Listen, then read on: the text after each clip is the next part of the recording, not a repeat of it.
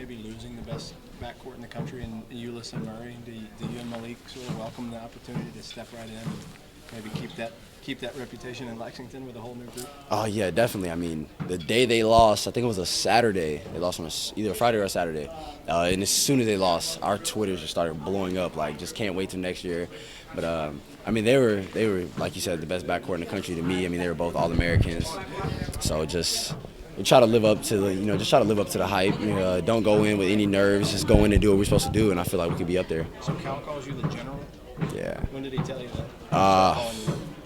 He told me that after Malik committed. He said, all the players wanted to play with me. They just wanted me leading the way with them, me to be their point guard, and that's why he gave me the nickname. How much do you like that? I mean, it's been cool. People still call me Fox, but there are Kentucky fans that have actually came up to me and said General. So I mean, it's been fun. It's been cool. Is there any level of pressure about potentially following a guy like Tyler Ulis, who will go down as one of the all-time great point guards at Kentucky?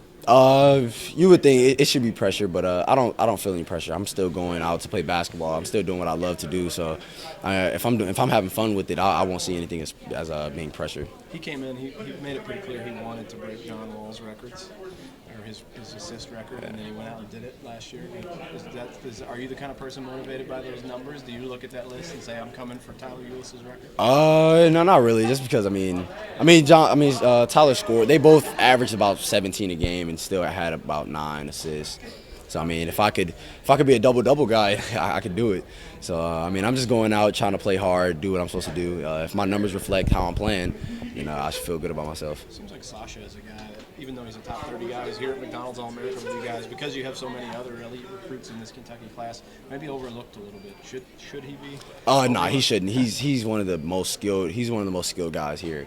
He's definitely top 3 skilled bigs. I mean, he did a turnaround jumper, and I was actually off the court, and our coach was like, "Wow," and I'm like, "Nah, yeah, he does that all the time. Like, that's in his game." So people don't really know who he is. He's really underrated. How much does having Bam, maybe having a guy like Bolden, just having some legitimate low post guys, free a guy like Sasha up to do some of those things, some of those abnormal things he can do for a 6'11" guy away from the basket? Well, since people don't really know his game, they know Bam and know Marquise. It'll make it easier for them. I mean, it'll be easy for them to play together just because Sasha doesn't have to bang in the paint, but they'll just open the game up for him.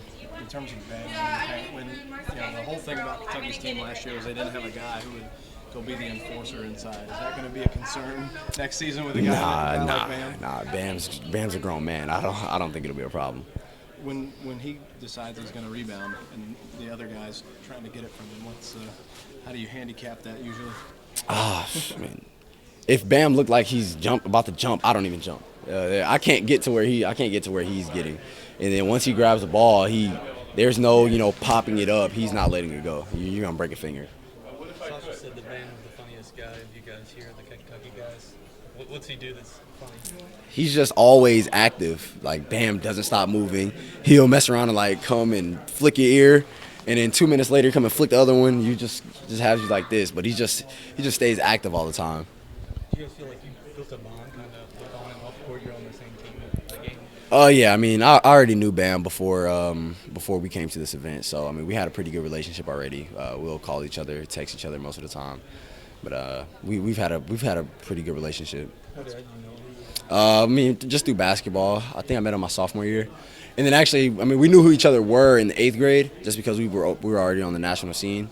But we started getting to know each other a couple summers ago. Speaking of your relationship with Bam, I heard the two of you have threatened to break Marquise's legs if he does not choose Kentucky. Can you speak a little bit about that? Well, I brought it up. Bam started saying it because I was saying it, but I mean, it's all fun and games. I know Bam could probably break him. Yeah, Bam could probably definitely break him.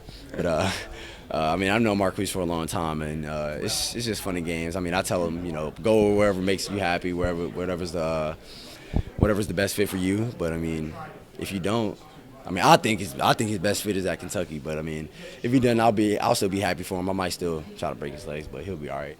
And how dangerous could you all be next season? It'll be, man. I mean, we have every position basically, but if he comes, I mean, we can move Bam to the 4, have him at the 5, and I mean that's a big team. We get better defensively, we get better offensively. Yeah, I feel like there was nothing we couldn't do.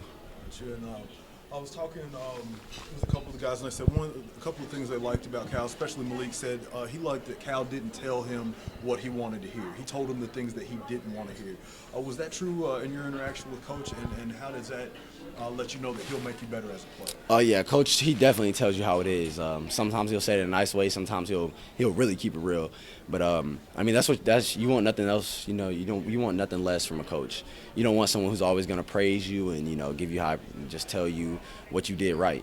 Just because you're not going to get better as a player or as a person if you're always babied and told that good job, or sometimes you can do a good job and Coach Cal will just tell you what you did wrong.